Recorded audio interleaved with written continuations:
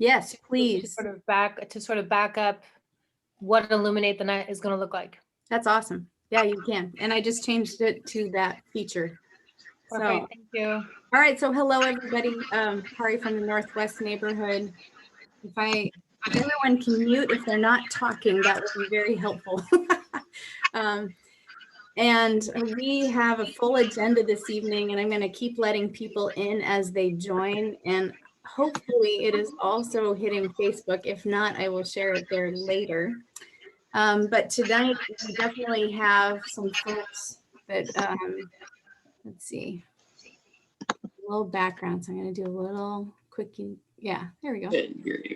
Great. Okay. So this evening we have part of it came from emails and things that happened over the holidays. This is our first meeting of the new year. So we're going to get caught up on stuff. We have some deadlines ahead. And then something that came around the holidays was holiday lights. And many people in the neighborhood got a little flyer on their porch, and they weren't sure where it was coming from.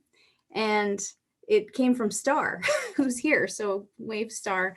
And so we connected, and I heard more about what her project was and thought, hey, if anything, let's learn about it, because we can go into 2021 with that in mind. And I think it's a great concept. So we'll cover that today. Also, Scott Murphy is here from Everett City Council. So he'll provide an update of all the things going on there. Also, this evening we have Parks update so Bob Leonard and Corey Rettenmeyer from Parks Department are going to talk about the trees on Colby, because they've been doing some maintenance and people get nervous when trees are being maintained. I do know this.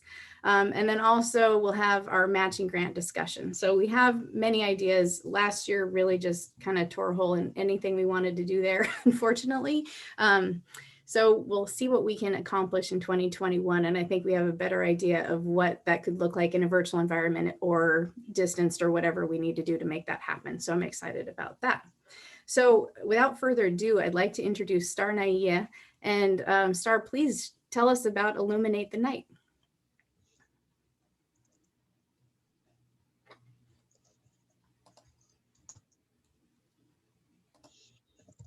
Oops. There we go. Oh, sorry about that. Still trying to figure out how to share my screen. Illuminate the Night is something that I got an idea for because I just love the feeling of the holiday season and really what the lights do. Not, everything else, we know what it does for us and we know why we love it so much. And but after the holidays go, there's a lot of people like myself that suffer from mental illnesses. I suffer from PTSD.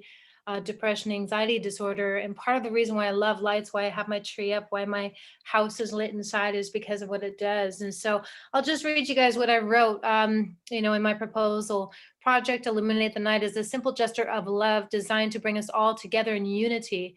It's funny because I wrote this a long time ago before Biden's speech, designed to bring us all together in unity as one community, stemming from a desire to make a difference in any way possible. Illuminate the Night will seek to extend the warmth of the joyous emotions we all experience during the holiday season of lights. So it's longer than I have time for my proposal. Let me scroll down. How? Illuminate the Night will display different lights. Now, most individuals have taken down their Christmas lights. So what I decided to try to do is contact somebody who is in charge of those really great LED huge lights that people can pick up in various different colors. White to honor the COVID lives lost, yellow suicide prevention, green mental illness awareness or honor our veterans, purple and blue. Purple is for domestic violence and sexual assault awareness. Homelessness awareness is purple. Red, heart disease, or if we want to honor our first responders. It goes on, and we can sort of everybody can give voice to what they think that they want their color to be. But the whole premise was to contact PUD, because PUD, there's one person there, and I talked to him today, and he's going to put me in touch with Laura Zorik. Kari, is that who you're familiar with? So Laura's supposed to call me tomorrow, and whomever they work with that does that LED light exchange right before the holidays, you take your broken lights and they give you LED lights. She's going to call me tomorrow, and we're going to talk about getting a bunch of wonderfully beautiful colored LED bulbs and hand them out to the neighborhoods. And each one can pick their cause, pick their color, and we can come together as a community. And even though our lights are down, we can illuminate our lawns, we can illuminate our porches, we can illuminate whatever we want to with these floodlights, and hopefully we can get them, sponsored, so it doesn't cost anybody anything. So that's what my goal is, and I'm trying to find some partnerships for that. But that's what Illuminate the Night is in a nutshell, because I know we don't have a lot of time. So can you see my screen share or no? Yeah, I can see beautiful trees lit up, and it is Laura Zorick. That's who I was thinking of. Okay, perfect. Community engagement. So that's awesome that you've been able to talk, or you get to talk to her. So now I'm seeing something white though over your trees. I'm not sure. Share a different window actually. See if there's a way to choose a different. Okay, let me get out of here and let me do this one more time. Okay, so this is a really good example right here. Can you see that? Yeah, the trees are beautiful. Was what was there before? Yes. Yep. Okay, what about this one? Here's another one that I think really makes sense if people wonder how to light their houses up. This is like another example like this. And these bulbs right here are like, I don't know, $10, I think. So, I'm trying to find a partnership of somebody who will donate, or, if there's some sort of a grant out there that we can all sort of get everybody involved. And there's stakes in the ground. You screw them in and you just run an extension cord from your house, and voila, you can do something like this in 2 seconds flat. It just beats stringing up LED lights again, strings of them. And it's just really, it really kind of speaks to what Seattle did and what the world did just a few days ago when they illuminated different buildings in amber for the COVID. And I thought, hey man, how did they, so they really are right along the same line of thinking that I was at back when I came up with this and left a flyer on everyone's door. It's really about lighting up the night, illuminating the night, and really supporting each other and honoring the lives we've lost, and letting each other know in this time of darkness right now that just got a little brighter yesterday, that we are here for each other. Yeah. That's great. Any questions for Star? I would say to the council neighborhood members who are also on this call, I tried to reach out or connect her with Carol Jensen, and we haven't heard back yet, because it would be, I think, cool to get Star at those meetings where she has the whole city to listen to. So maybe that can be brought up next week. Tim, I see. Mary, I see. I'm looking at you. So yeah. Thank you so much, Star. I think that's really great. And I think as we move into the next year, then we can, gosh, that could be a grant too. So stay on the line. Okay. Star, Yeah. could you review the colors, the meaning of the different colors again? Sure, absolutely. These are online, but I know for a fact, because I'm an advocate and I work in the advocacy field for different things. Suicide prevention is yellow. That's one thing I know for sure. And we do a lot of projects where we make ribbons. So, oops, did I just ruin it? Nope. Can you see it? No. My goodness. Okay, so this is what you can find on the internet. But like, again, I was saying, if everyone has like a certain desire, I forget what orange stands for, but if they want to do orange, which, amber, orange, with Seattle and what other cities did around the country to honor COVID lives. But lung disease awareness and prevention is white. So, there's a lot of people that could just go ahead and leave their white lights on, but maybe add a little bit more. Yellow is suicide prevention. Green, which is a really big deal to honor our veterans, but also mental illness awareness, which is a really serious situation right now. Obviously, I don't have to go into details, but this pandemic has caused an uptick in suicide and mental illness, just around, there's a lot. So purple is domestic violence and sexual assault awareness, and homelessness awareness. Purple and blue, actually, teal blue. Red, heart disease. I'm sure somebody else can think of another one that red represents.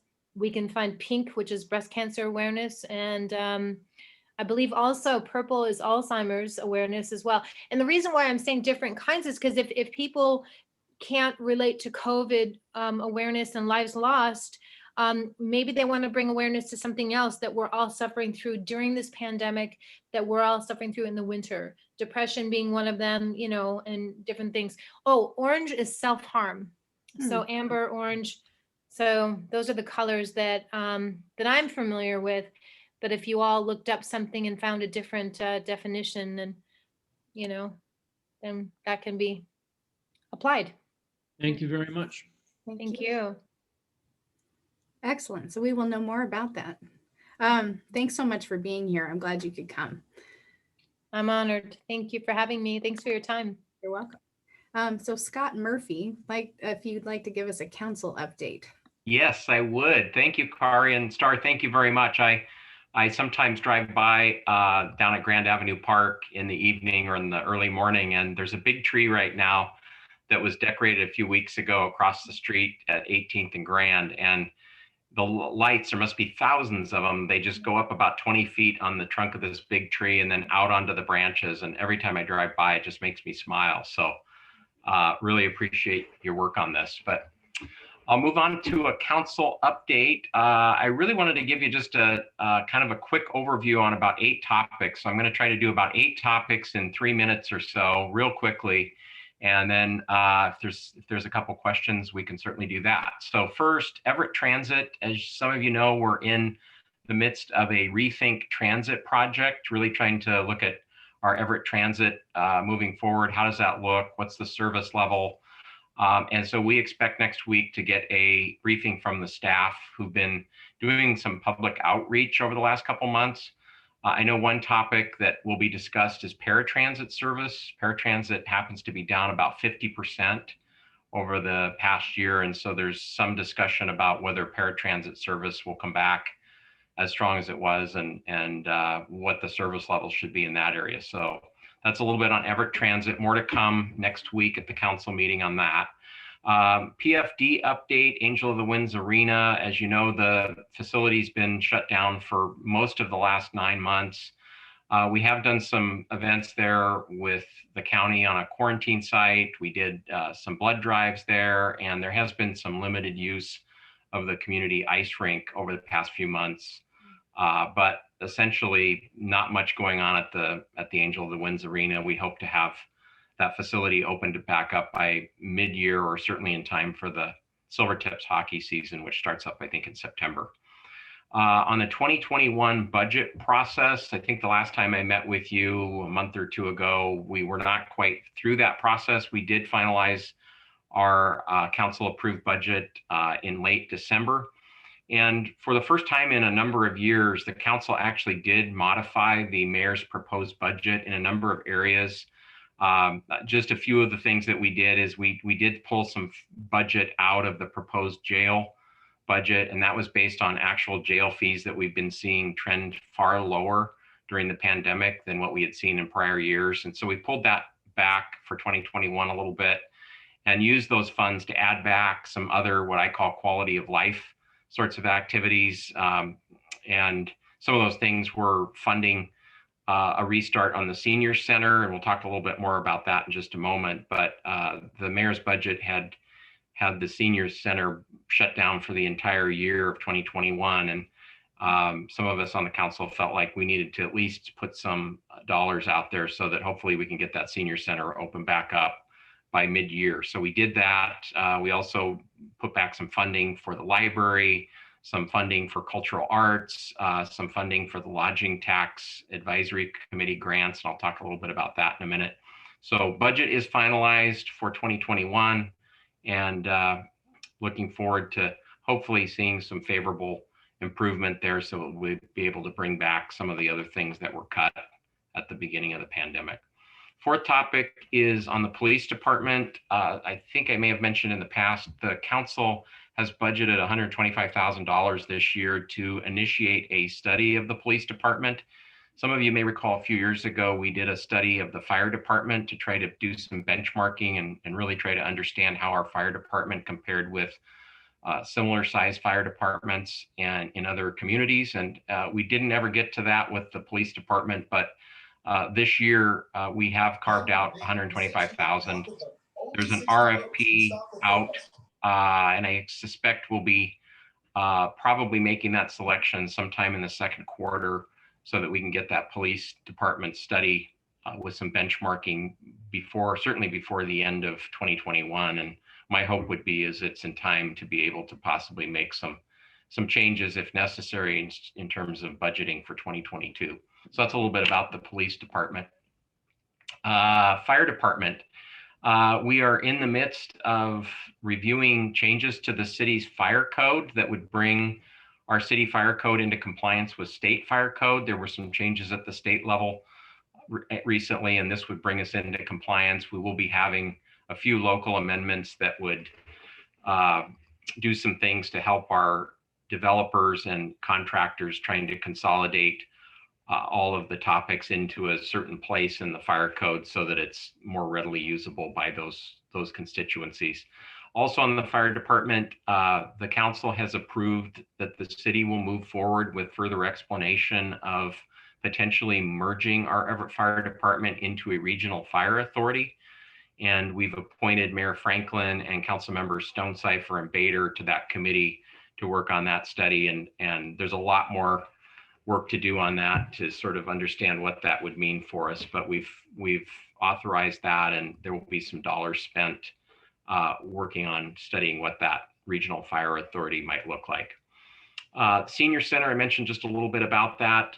In addition to putting some money back in our budget for this year to get the Senior Center back up and running, a separate process has been to seek proposals from third-party service providers. And I believe we have a proposal in-house that's being studied and negotiated that might allow for the Senior Center services, or some of those services at least, to be outsourced to a third party. So I expect the council would be briefed on that sometime over the next several weeks. Next topic, I think it's number 7, is utility rates. We had been given a estimate a year or so ago that our utility rate update would need to be in the 3.5% to 4% range over the next 5 years. We just received an update on that, and we're in the midst of reviewing and approving those utility rate increases. And this would be for 2021 through 2024, so a 4-year rate approval. Some of you may know that the City Council also serves essentially as the board of directors for the utility, Everett Utilities, Sewer and Water. And so the good news is that the latest forecasting shows our average rate increase over the next 4 years at 2.65% instead of 3.5% to 4%. So never good to have to raise rates, but at least those rate increases have come down based on recent trends. And then finally, I just wanted to update you a little bit on the LTAC, Lodging Tax Advisory Committee. I chair that committee, and as some of you may know, we take lodging tax dollars that are collected by the hotels and motels in our city, and we reallocate a portion of those to fund various events that promote tourism in the city of Everett. And what we've decided to do this year is we do have a reduced fund. It's just $200,000 this year. But we've decided to split that up into 2 rounds of grant opportunities. The first round would be $50,000 for creative. We're looking for creative events that can promote tourism and economic recovery in the city in the first half of the year while operating in a safe and responsible way, of course. And so we're seeking grant applications right now. I expect that closes, I believe, on the 5th of February.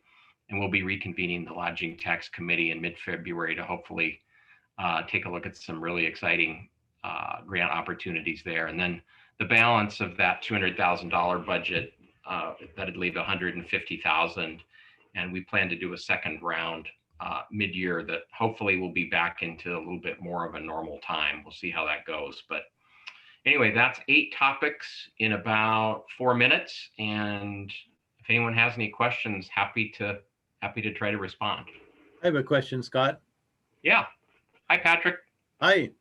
So is the grant money pretty much just for events, or could it be for other promotional activities that would promote tourism?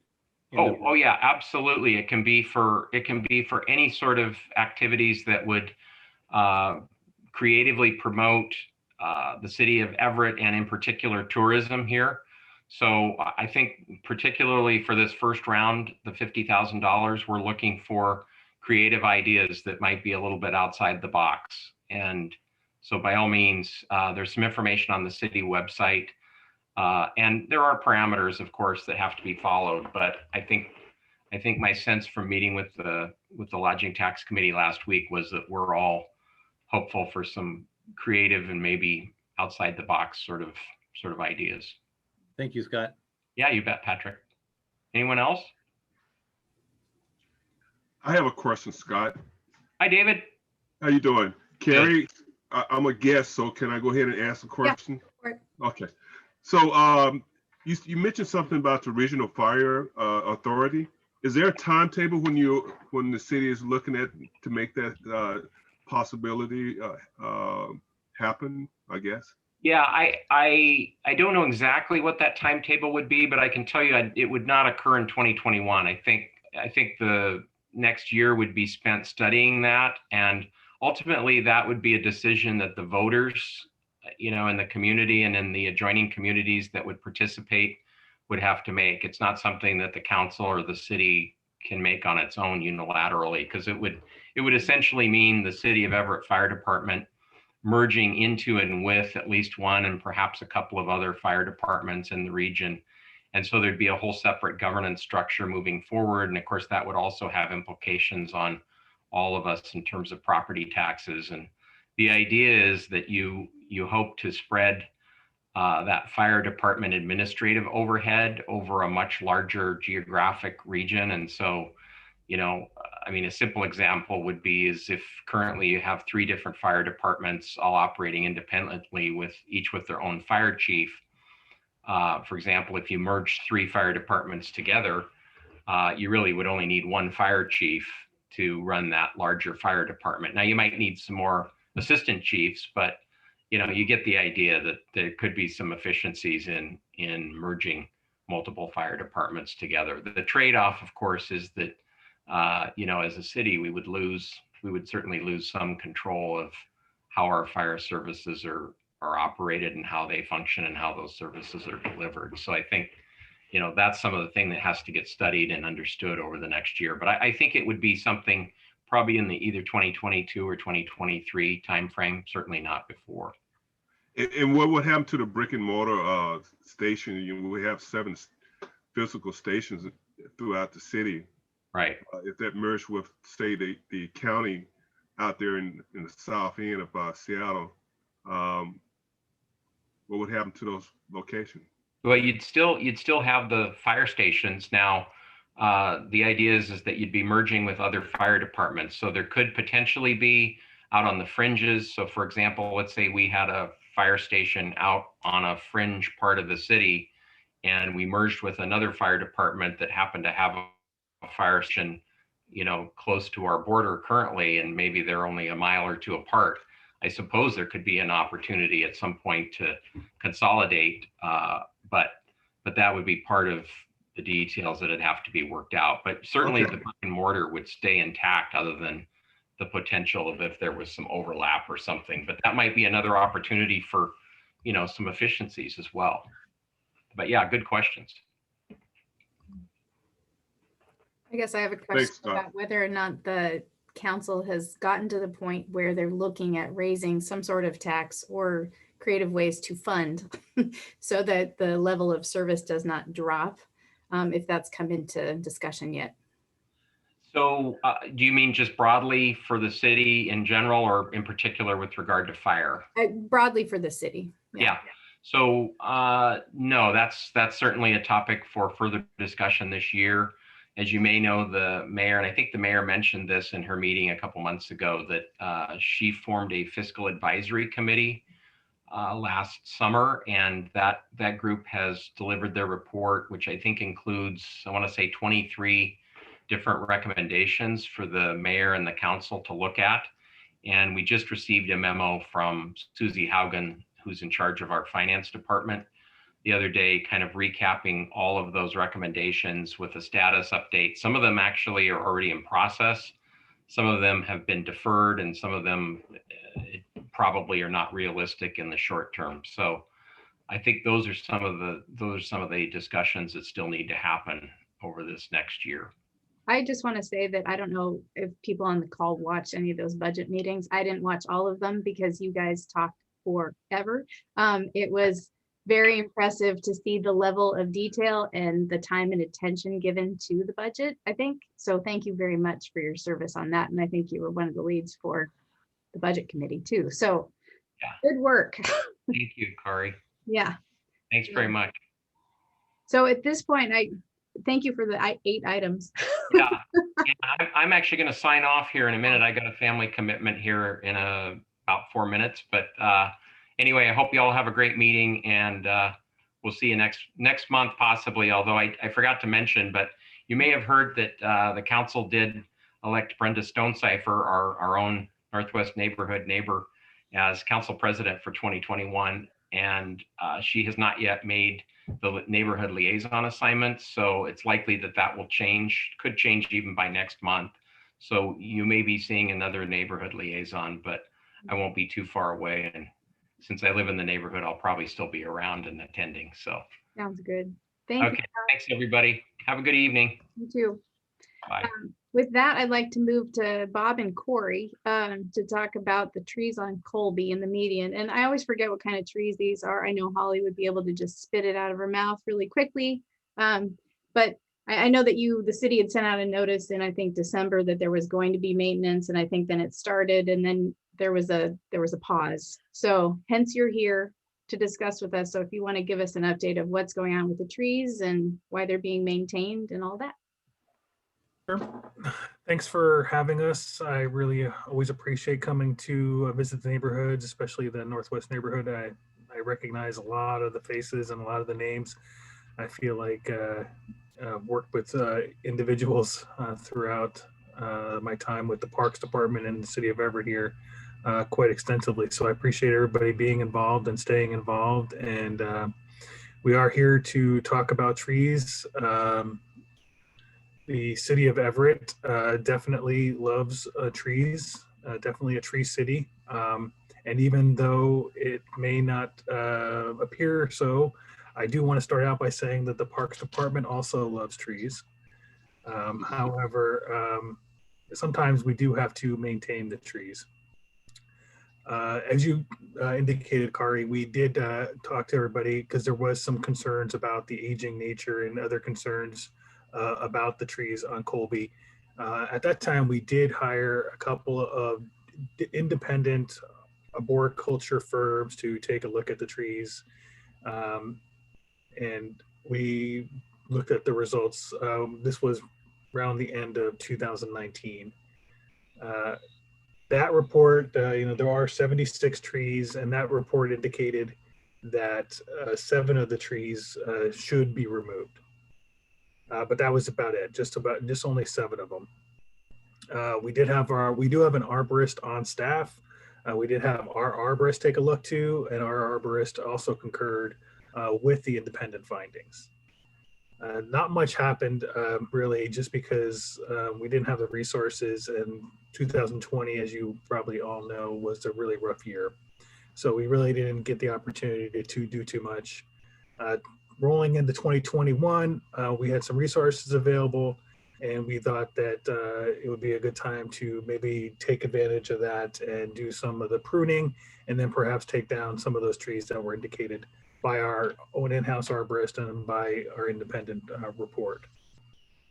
We did hear that there was an awful lot of concern over the trees, and so we did want to slow down, make sure we visited the neighborhood, got to talk to people before we really progressed any further with doing anything further with the trees.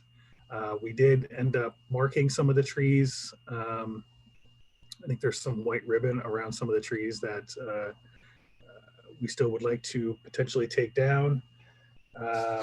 There, like 3.5 trees did come down already. One tree, actually, we weren't even planning on coming down until we were doing some other evaluations and found that even since our previous studies, that tree had formed a split and was really in need of, it wasn't going to survive and really needed to come down. So we are looking to potentially continue pruning and then removal of the rest of those 4 trees. Is there a block in particular where the trees are being removed? And also, I guess, I can tell you where the trees are. I actually was doing, so we took down one tree on, in between 11th and 12th Street. hmm, There are 3 trees between 12th and 13th Street. I think 2 of them already came down. We still have one more we'd like to take down. 1 tree between 13th and 14th. 1 tree between 15th and 16th. 1 tree between 16th and 17th. And then the one that's still kind of standing that we started taking down, but is pretty basically just a post in the ground at this point, is between 18th and 19th. okay. And then I guess, I mean, we work in different parts of the same area because I work for the conservation district. So we're planting trees all the time, and there's a rejuvenation and a life cycle to trees, which I understand. How would the arborist or the independent person determine which ones needed to be addressed? The ones that were deemed as unhealthy right now, you mean? Yeah. Yeah, I am not an arborist myself, so I don't really know what the technical aspects of what they were looking at, but there is some disease throughout the trees. Plus, we believe that some of these trees actually are experiencing some overcrowding. I think that maybe when they were younger trees, they were probably planted sufficiently apart, but not with the size they have grown to now. We actually believe that by removal of some of these trees is actually going to give the rest of the trees that are still there a better chance of being healthy and lasting longer. Do you know when they were planted offhand? I do not recall. Corey, you've been here a long time. Do you have any idea? Since before me, I'm pretty sure. I do not know the answer to that. Tim and Jackie and Holly probably maybe know. I think it seems like to me that they've been there most of my life, right? But I don't know what the age of the trees. But I don't think they're that old. I mean, I'm thinking like maybe 40 years, 50, 60 years, somewhere around there. Tim? I remember seeing photographs of cars parked in the median adjacent to what was then whatever hospital is now Providence Medical Center. And I think the cars were of the 40s and 50s vintage. And it was basically a parking lot. So I'm sure at some point somebody got the idea to beautify the street and put them in. And I like them, though I have to admit, I always watch them when I'm driving underneath them. I don't want to get squashed. Mm-hmm. I will say that the soils are in rough condition as well. So we would love to eventually be able to replant some trees. However, there is an extensive root structure and the soils are bad. So we do need enough spaces so that we can basically remove the soils and then import new soils before we would be able to plant new trees in those locations. Barb, you had a question.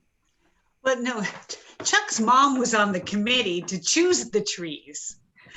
Wait, and that's probably 50 years ago. Cool. So we've lived here, Chuck's lived here about 40 years, and it was before that. So probably 50 years. Good, yeah. Mm-hmm. Cool. Yeah. Here, Tim has a question. Yeah. Or comment. No, I'm just, Oh, the other Tim.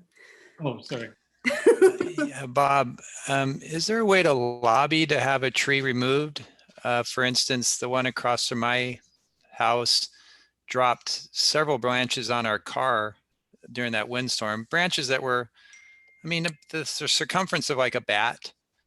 And then the roots of that tree have pushed onto my property and are pushing up my property and my pathway. Yeah, I think we could talk about the individual trees. I just need to, we can talk, if I can get a specific tree, we could talk where that lies in relation to, how many trees are left in that area of the median, and then we can talk to the park board. Actually, this is going to be an agenda item this upcoming the February park board meeting, because we really want to make sure we have a good plan in place for moving forward with replacement. I know that people really care about these trees, and the arborist reports we've got, indicated that we don't really need to take them all down at this point. So there's really no fear of doing that. But even if we had a tree that was not necessarily in poor condition, but if we could take down some of those other trees that are still rather towards the end of their lifespan, that would make it so that we could then do a project to replace a half a block, we would be in favor of that.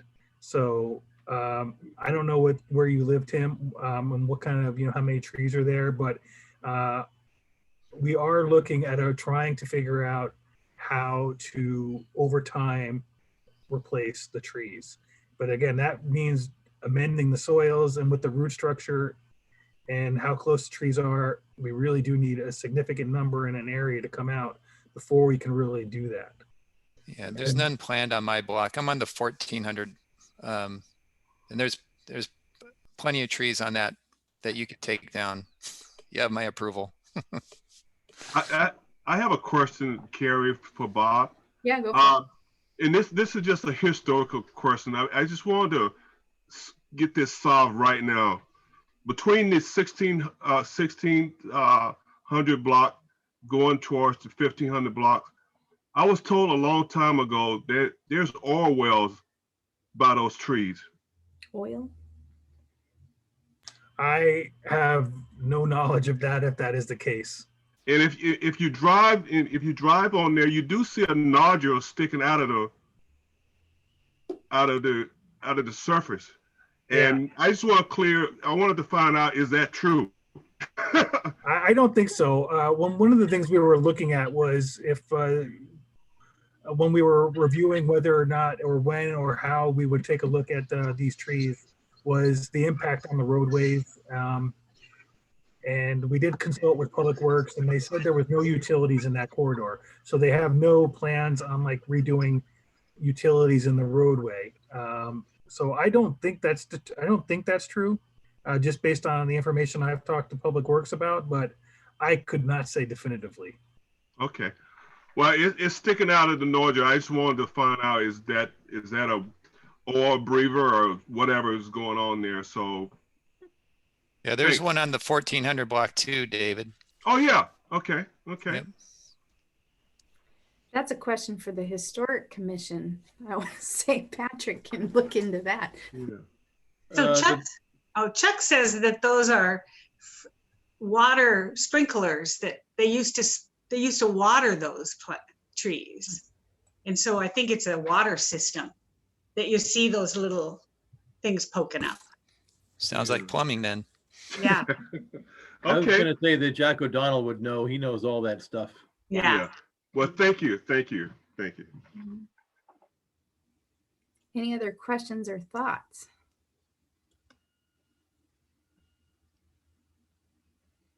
What date is the park board meeting in February, Bob? February 3rd. Okay, and what time do you meet? 4:45. 4:45. Okay, thanks, Corey. Okay, maybe we'll just put that in the minutes too and share. So if people have comments, or especially people that live on Colby, so they see the trees. I mean, I just know it's kind of a roller coaster when you go through certain blocks of it, but they're beautiful. Our intent is to continue to monitor the rest of the trees, the ones we aren't getting taken down. And again, as enough of them come down in certain areas, renovating those areas, putting up new trees. We would still take some kind of large shade tree, but maybe not this exact variety. Mhm. But you know, we want to keep the aesthetic that's going on there, but while just improving the overall nature of the trees. I mean, as you mentioned, for an environment like this, they definitely have, all trees have a lifespan, but you know, in this type of environment, it's even unfortunately shorter.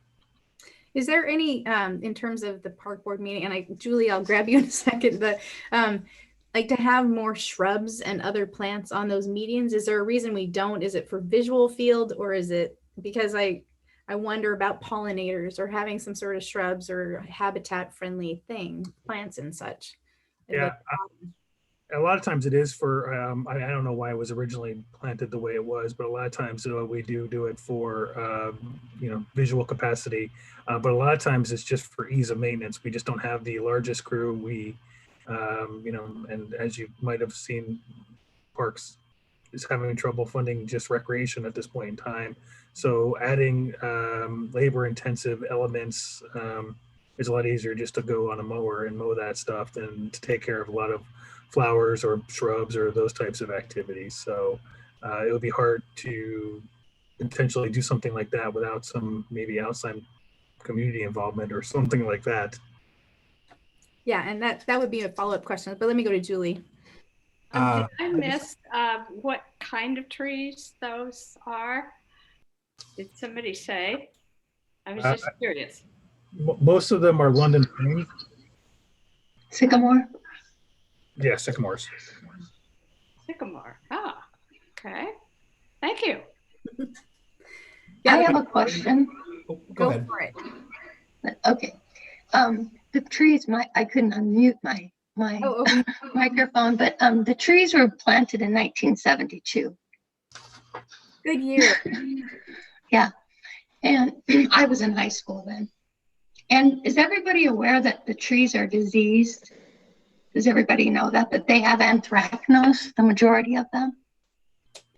And that's why they defoliate when they get their leaves in the spring, in the early spring. Right after they get their leaves, they start dropping them.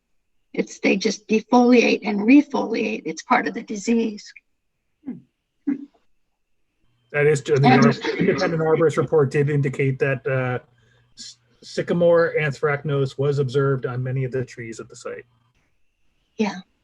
And then they also, another trait of that tree is they have, it's called sycamore hair. And that's little fine hairs that are actually a lung and skin irritant.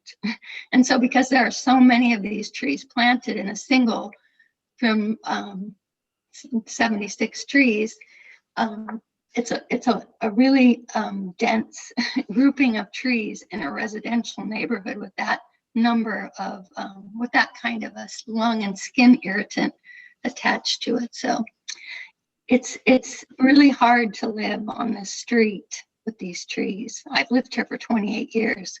I think that's why my voice is giving out on me. I told my son that when I die, I wanted to have what do you call it? Shoot. I wanted to have somebody look at my lungs, because I said I feel like they're full of this, and I said if I have a big hairball in there, it's not because I owned a cat. But people don't really notice that when they don't live on the street. They don't notice the amount of this stuff that rains down on the neighborhood. They really don't. Yeah, it covers the cars. I have neighbors that mow their lawns with masks on because of the the quality of the air. I do. Yeah. And I have no allergies or anything like that. And it really is bad in the it's bad all throughout the summer, but probably in June and July, it's really bad. So anyway, I'm in favor of replacing the trees. I've got a big file sitting here with all the research I've done on these trees, and a little baggie of sycamore hair that I'm glad to share. Thanks, Mary. I've seen some of your reporting on the trees. Yeah. And Marion, you've been to Park Board, and you've been familiar with what we've been looking at. So we've just so everybody knows, we've been in contact about a lot of these. Yeah. Well. Mm-hmm. Yeah, I got excited because I saw movement. I saw trees coming down, so I was hopeful that the longer term plan was in place about replacing the trees altogether over time. Yeah, that is still the plan over time, and we definitely plan on all of them should be replaced, but I just don't know how long that over time will be. But this, the ones that need to come down for health reasons right now, I mean, three are the ones we're identifying now. Yeah. Holly, did you have a comment?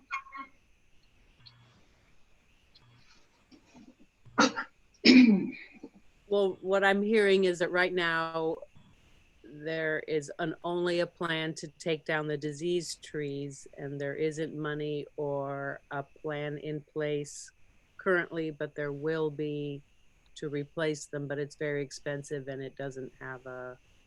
Well, I mean, I could move forward with doing it faster, but then we'd have to start taking down healthy trees.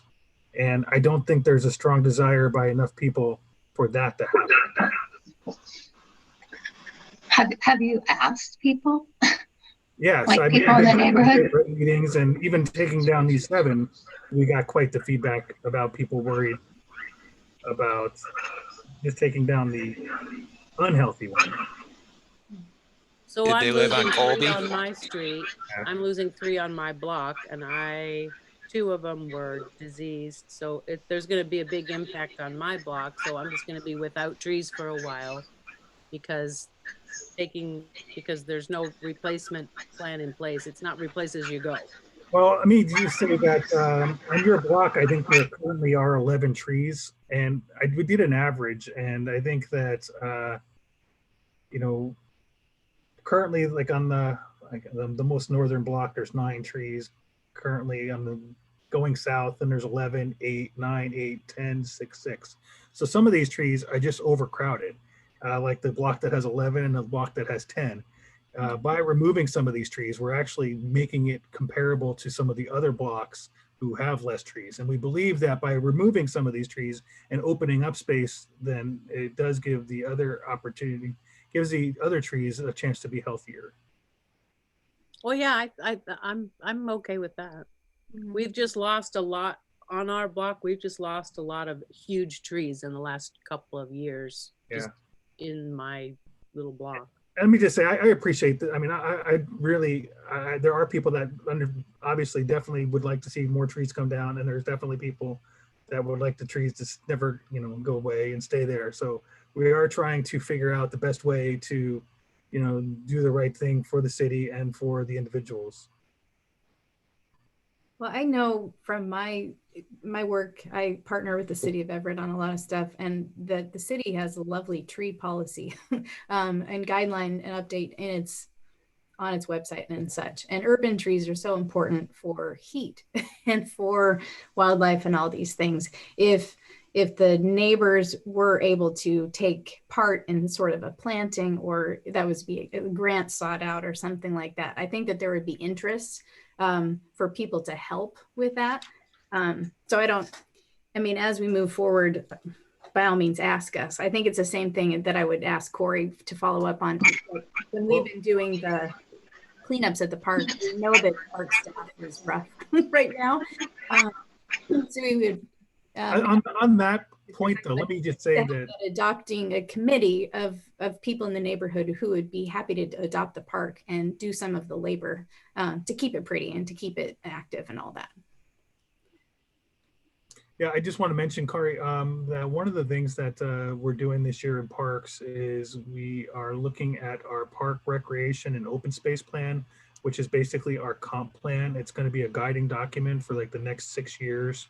And as part of that plan, we're doing an emphasis. We've actually got a sub-consultant to help us out, which is actually Forterra, to really up our urban tree policy and our urban tree plan, including taking a look at the city's overall tree canopy, and then making sure that we have stronger goals. Right now on our urban tree canopy and our tree policy, our goal is to, in the short term, no net loss, in the long term, gain, but that is hard to quantify. So we really just have a policy. If we take a tree down, we plant a couple of trees to replace it. That's how we kind of feel we can stay above, with our goals. But we want to get to an actual percentage numbers and really identify, making sure that it's not just all located in one area, but spread out throughout the city. and then set goals for increasing the overall tree canopy, especially in areas that may be deficient. So we really do have some plans for 2021 to improve the overall tree health in the city as a whole. Cool. That's great. Marianne? Well, the other thing I was wondering, what are you going to do about the street? You know, the root pruning on Colby, is that going to just continue? It's just so expensive. It's been going on the whole time I've lived here. And there are some pretty bad spots right now, you know, speed bumps from the roots. Yeah, well, unfortunately, that's Public Works, and we've been in contact with Public Works to continue. But I think forward right now, I do think that it's more of a ongoing maintenance.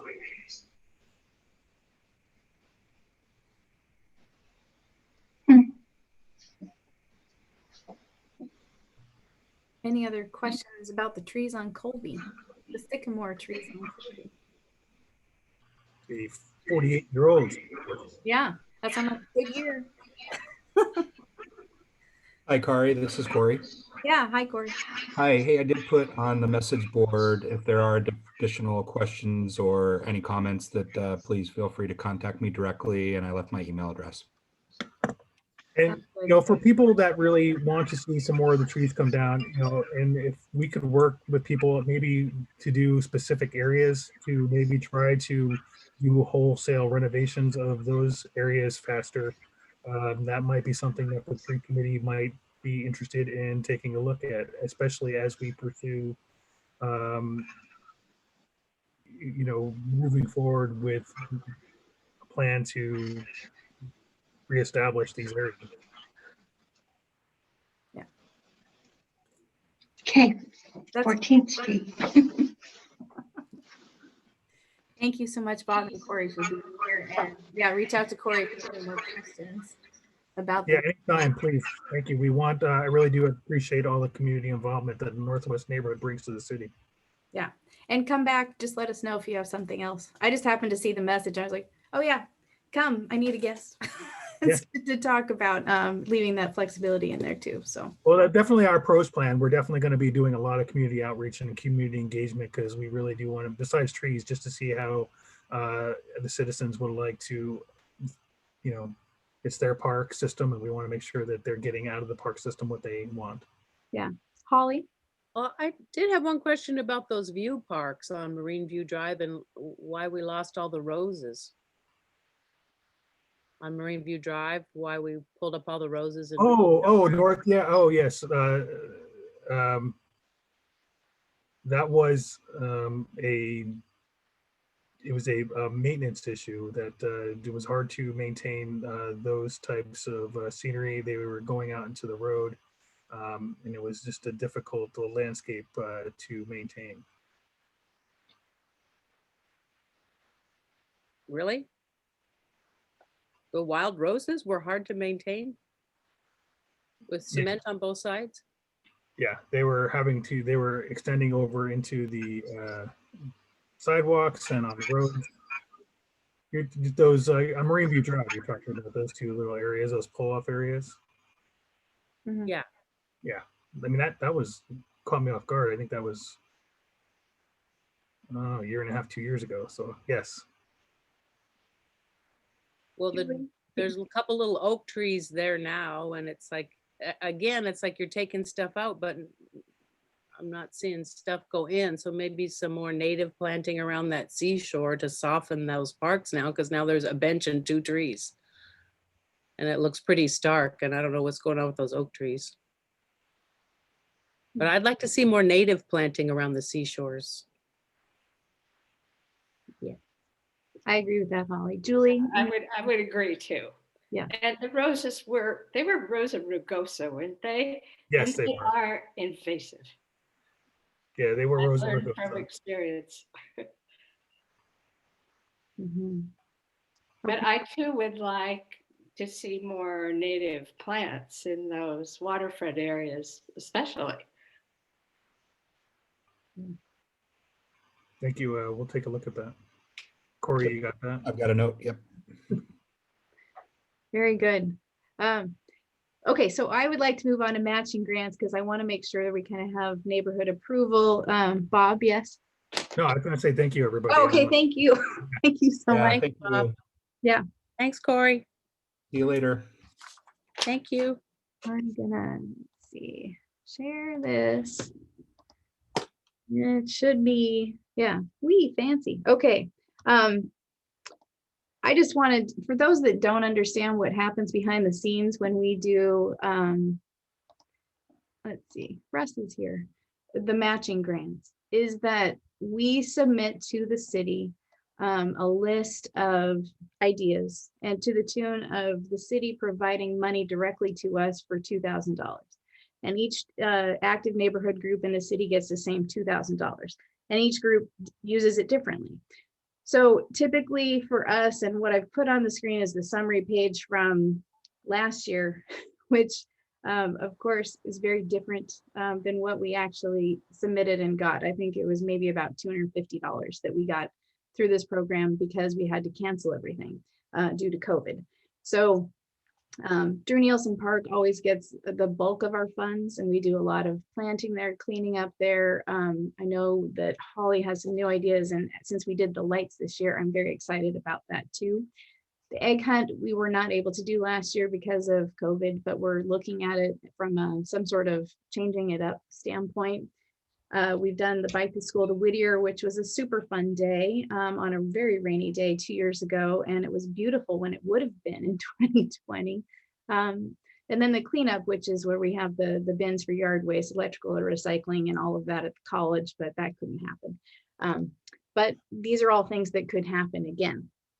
So we love it when we do these, and I think they're very effective across the city to get people together. And the part of the reason that they work is that there's a fund base that we have that the city gives us, but then it's matched by the volunteers and the time in to get that done. And volunteer hours are marked at $30 an hour. So this is the list of things we have so far. Shelley, who has been chair of the neighborhood, she will chair the Easter egg hunt event, whatever that might be. If it's staggered or a trunk and eat Easter egg thing, I'm not sure, but something, hopefully, since it's the 20 some odd time we've done it. Other ideas, and this is where I want this group to chime in and what sounds good or not. Maybe a fall bike to school day so we can get past COVID and we can all have vaccines. The holiday lights again at Drew Nielsen Park.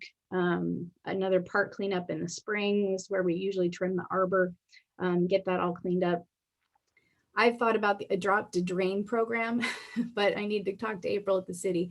But in general, that we clean the leaves from our drains out on our streets and that kind of thing. So something there. Emergency kits we've talked about too, which would be either big boxes of lots of supplies if a real emergency happens, an earthquake, etc., or even just getting kits for families so they have it at their house, and then the trash and recycle event. So I'm going to stop sharing because really I'd love to hear from everybody more about the ideas we've discussed, or if there's any more that we don't have on the list that would be interesting that we can consider.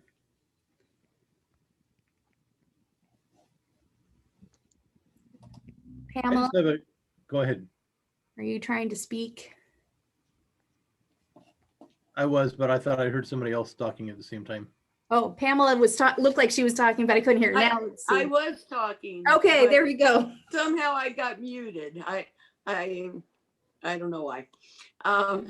Anyway, every autumn I feel like one of the seven dwarfs. I have my rake over my shoulder and I walk down the street, and there are a couple of drains down at around 12th and Rucker and a little farther south. Anyway, I'm happy to do that. I enjoy working on stuff outside. My problem is I don't know what to do with the leaves. I don't have a yard waste bin. And sometimes, there are some folks on the corners and they have trees and there are a lot of leaves. And so I rake them and I put them up on the parking strip area. But I don't really know then if that offends folks that I'm cleaning up the leaves and putting it up on the, I don't put it in their yard, but on that parking strip. I don't know what to do with them. And I'm just looking for any suggestions. Like I said, I don't have a yard waste bin, and you know, sometimes I'm 1 or 2.5 blocks away from home. Any ideas? Yeah, it's interesting because I think that would be a good, you know, like a fall day when most of the leaves have fallen, because we know when that happens, right? And then plug in an event right around that, and just like today's pick up your leaves day. I mean, there's the half leave your leaves. Yeah. When they're blocking the drains, then that causes other problems. So maybe it is. Yeah, and they are. And sometimes, you know, the water is coming up to the curb level because there's, you know, we have 3 or 4 inches of leaves packed down on the drains. Yeah, I like that idea of having that leaf day. Yeah, leaf day. I like it. It wouldn't cost that much. I would think if we could get some yard waste bags, like those big paper sacks or something like that. So really it could just go into compost or Rubatino, or somebody can pick it up. We could probably organize that. Also, realistically, this cleanup day at Everett Community College until the college is open again, that may be a good fall event. So if these were partnered together, that could possibly work. Good idea. Pat, I've always thought that the cleanup day should come after the mother of all garage sales, because people try to get rid of stuff and then, you know, then following it up with the cleanup always seemed to make sense to me, but that may happen. I love cleanup day. So I just had a quick question. So everything on that list, does it cost money? Like, I'm trying to figure out how the bike to school day costs money. That one was an afterthought. The year we did it, we asked for $100 for snacks. So we had like, we got fresh fruit and we got some little snack packs and things like that. Maybe some coffee. Okay. Yeah. And yeah, Okay. coffee, donuts, that kind of thing. Okay. Yeah, thanks. Yeah, you're welcome. Yeah, they all cost something. I mean, we have a nice reserve in the neighborhood, and now that Russ is on, he can tell us how much money we have. Treasurer's report quickly. Yeah, right. Can you hear me? Yeah, I can hear you fine. Good. Yeah, right now we're sitting at $6,100. Okay. Thank you very much. We paid off everything else. Yeah, cool. And thank you for people that donate, because it keeps us moving, and then we can do more cool stuff. We did give away a lot at Christmas time. Sorry, say that again, Russ. I said it makes a big difference when people, you know, pay the dues or whatever. It keeps everything rolling. And like this year, we had some sudden big expenses, and I was able to cover those easily. And we were unsure of what we were going to do some of the times. And so there was going to be some big draws, but it didn't happen because of COVID. So anyway, yes, it is helpful. And it's good to see people participate in some manner. Absolutely. And someday we're going to need a new treasurer. Just, I'm throwing it out there because he's going to move to the woods. So be thinking if you like to do that type of work. Lots of notice. Anybody else? Holly, do you want to talk about what it took to get the lights going at the park in December? Oh, let me unmute you. Rastin. There we go. Yeah, it didn't take much. People dropped off a lot of stuff. I bought some bins, 2 red bins at the Boxing Day sale. And I've got one of them filled. The gazebo, I think, is all taken down, and there's still some up on the thing, but we just had to have adapters put on the outlets. And I think somebody vandalized the gazebo one, so we'll have to fix that. But I think it was a big success. People liked it. You know, they pretty much fared. So I bought some more stuff, and I just thought maybe next year when we do it, we have the hot chocolate and photo op all at the same time, because it didn't really take very long to decorate. I mean, I was out that day, but it seemed like it got done pretty quick. People were excited about it. And then Tony said he wants to do caroling next year. I love it. So I don't know. I thought it worked. Yeah, I think so too. I have a drawing of my mock-up for the park on the other side. Oh, Should I just throw that up? yes, please. Can you see it? Let me make you bigger. Okay, there you are. Let's see. I'm going to try and interpret where you are. So at the top of the page, is that the alley? No, that's side. Hoyt. Top of the page is Hoyt. That's Hoyt. Okay, got it. All right. So whatever. Jen. Yeah, that's Jen. Mm-hmm. Okay. Oh no, here's Jen. Okay, thank you. Sorry. So if you can imagine looking down on Drew Nielsen Park on the Colby side, you have the gazebo and the arbor and all of that. But then we have the open lot on the Hoyt side. And so what Holly's showing is locations for a couple. Okay, you have the vine maples there and a few more. Kind of edging it is really the idea. We want to make sure to leave a big open grassy space because it works well for so many things, because it's just everybody can do whatever they want. They want to play soccer, if they want to lay down in the grass. But to give it more of that lined park feel, because most of the trees are kind of, or shrubs are on the north side. So they go to Jenny's house and then Holly's house on that. So if we edge it and sort of have not quite a fence, because it's not that, but just border. A border. Yeah. Border. Yeah, we want a plant border. Border. Yeah. And I do really want to stick to native plants for health reasons and for birds. I really want to make us very bird friendly. And when I was standing out in the park today drawing the picture, there was a couple kids at the park. And I was standing still because I had to draw the picture, and I was standing there for a while. People don't stand still much anymore. Hey, lady, standing still. Hi. Oh my God, it was so funny. But anyway, I told the kids and what we're doing, and we started that Oregon grape on the border on the north side with the idea of enclosing it. It's just been 15 years, so I figured we better get our act together and get going. But I just wrote like just the native plants that we would include could be, but not limited to. Vine maple, snowberry, salal, a Doug fir, huckleberry, those little blue Olympic bluebells, wood sorrel, just easy, low, medium, and highs, but nothing dense. Love it. And the plant sale is open. When is the plant sale? Right now. Pre-orders are open until February 10th. Vine maples, I know we still have in stock. Some of the other ones have already sold out. It's a crazy number. Anyway, you need to pre-order because it's going to be a drive-through event again. This is the Conservation District plant sale. Okay.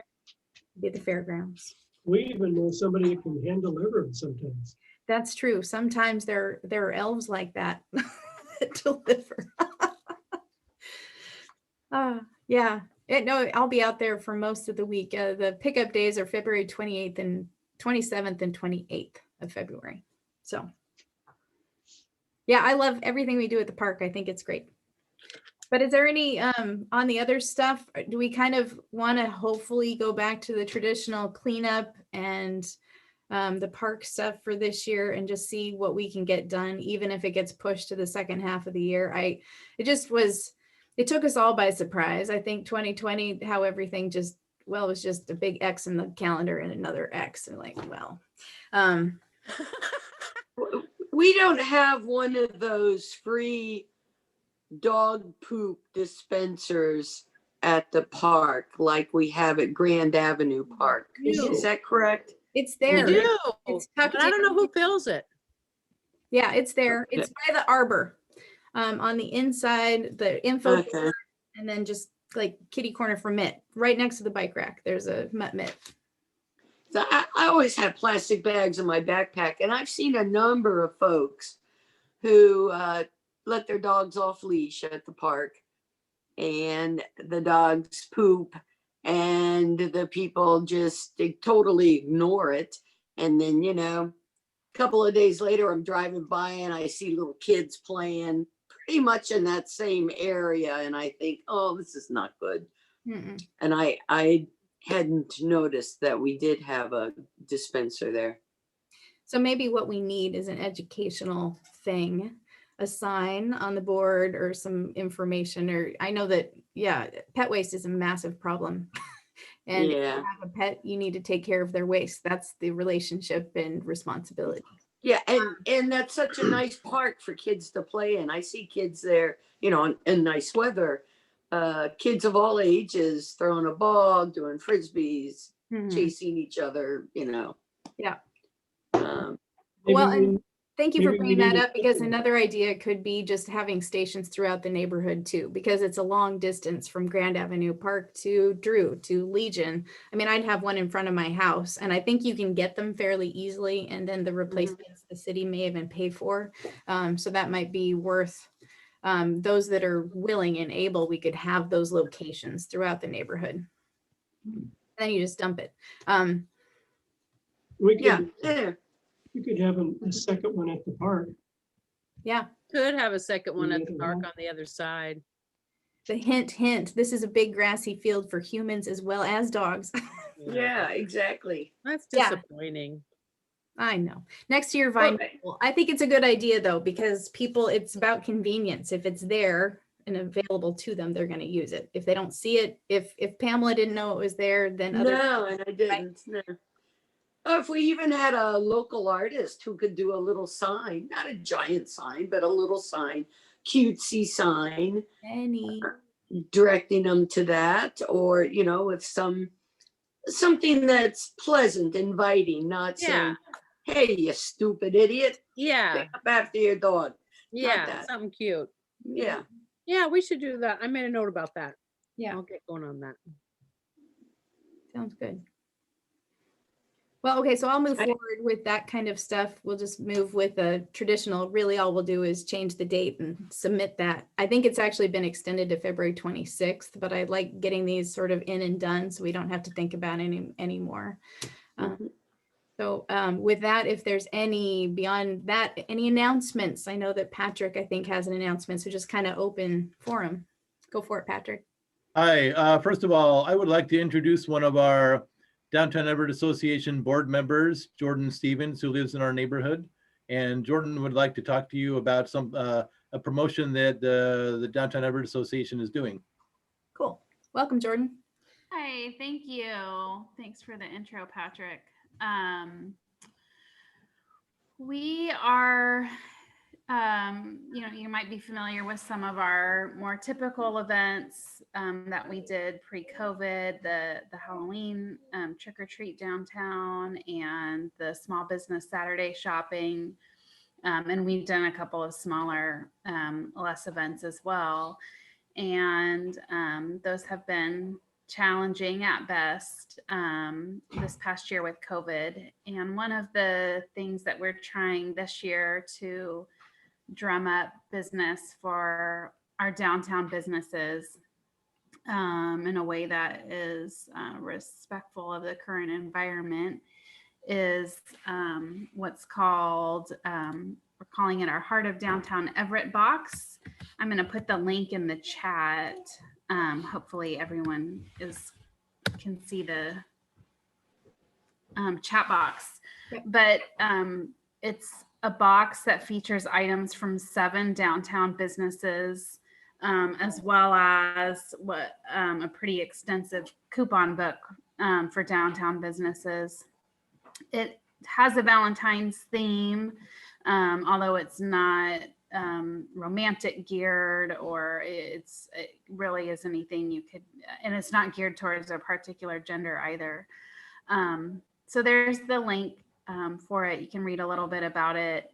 We have our contents of the box solidified. We're in the process of getting the coupon book solidified. So we'll continue posting updates on social media as we get more of our local businesses committed to the coupon portion of the book. Cool. But the link is there. And pre-sale for the boxes, purchases close on February 1st. That's to give businesses enough time to turn around the number of items and boxes that we'll have. So make sure to purchase early and get your Valentine's gifts all planned for and done by February 1st. Perfect. Thank you very much, Jordan.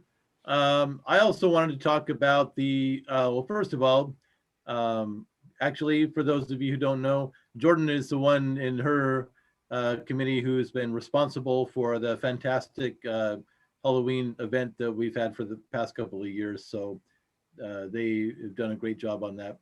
So our annual meeting, our DEA annual meeting is coming up next week. It'll be Thursday, the 28th at noon. It's the same day as the Mayor's State of Everett event. Ours was there first and she moved it, but hers is in the morning and ours is at noon. And it's a great way to learn about, we'll have a recap of what we accomplished last year. And we'll also be talking about our big plans for 2021. We actually, it was a bad year for everybody, but the DEA actually had an amazingly productive and successful year last year in spite of all that. And So did the other DEA. yeah. And so we have, we're already off to a good start for 2021. And I think you're going to see some exciting things coming from us. So I will go ahead and if you're going to come, please register. And I'm dropping the link to register in the chat box right now. Great. And so that is all. Thank you very much. Thanks, Patrick. I wanted to introduce Mary Fossey in a different capacity because she's changed roles. So Mary's now the legislative aide for Emily Wicks, who is our representative for the 38th district. So Mary, if you want to just talk a little bit about your new role. Oh, okay. Well, I'm not working in Olympia, in my house this session. So yeah, I'm working for Representative Wicks and help her with all the legislative items that she's trying to do this session. And it's a lot of hours right now, but it's a lot of fun. I had no idea. Congratulations, Mary. Oh, thanks, Patrick. Yeah, it's kind of right down my alley as far as I like to learn about how things work and how to change them. So.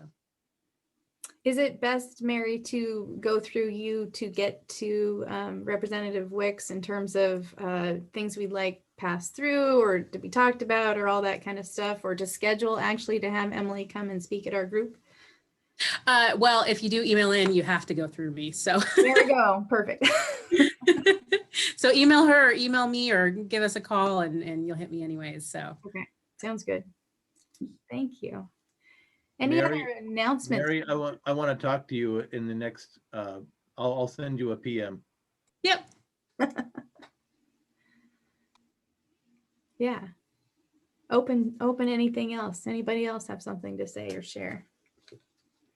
We got a new baby down the street. Oh, we like babies. Luke and Emily had a new baby. Cool. Anybody else? No, but I always want to let you know, I really appreciated having this meeting this evening. I feel so much more connected and informed, and I appreciate it very much. Thank you. Thanks, Pamela. Nice to see you. Yeah, thanks. Yeah. So our next meeting will be on February 18th.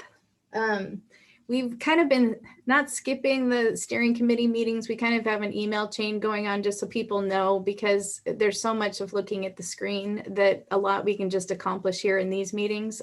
So if anything comes up during the month or you want to have somebody come talk, just email info@northwesteverett.org and I can coordinate and make that happen. So I'm always pleased to have people here, and it's been great to have pretty good attendance actually on Zoom, and we keep getting better at it in terms of who's coming and what's happening and more attendance. So I appreciate all of that. Mm-hmm. Quick question. So who had the new baby again? See, Holly, you need to unmute yourself. I'm not buzzing anymore. Luke and Emily, they're they have a 2-year-old and they moved here from Colorado, I don't know, maybe 4 years ago. They're on the corner of, where are they? They're on 12th between Hoyt and Colby. They have a baby boy sign in their balloon on their fence. Oh, very nice. Cool. Okay, thanks. Yeah. All right. Well, no other questions or anything. I will say thank you so much for being here, and we will see you again in February. Thank you, Kari. Great. Thank Thanks, you. Kari. Bye. Hi, everybody. Take care, everybody. Bye. Take care. All Take right. care, Carrie. Wear your masks. Yes, wear masks. Okay. Jeez Thank you. Louise. Bye. Bye-bye.